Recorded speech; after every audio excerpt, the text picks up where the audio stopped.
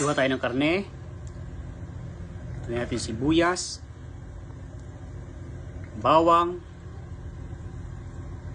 paminta, toyo, suka, and mekus-mekus. Tutuloy natin siya. Tapos lagyan natin ng ating chicken liver. So yan, natin ang pinalagitik na ito sa mantika.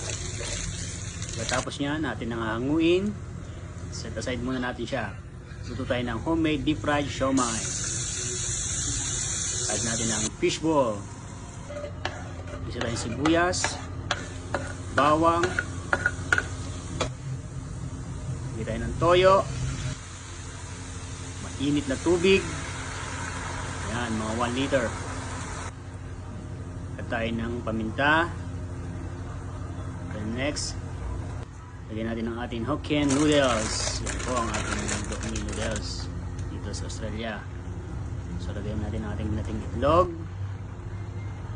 cornstarch. Yan. So yan na po ang ating lomi. Pag natikman nyo ang lomi ito, tulog na kayo, nakangiti pa kayo.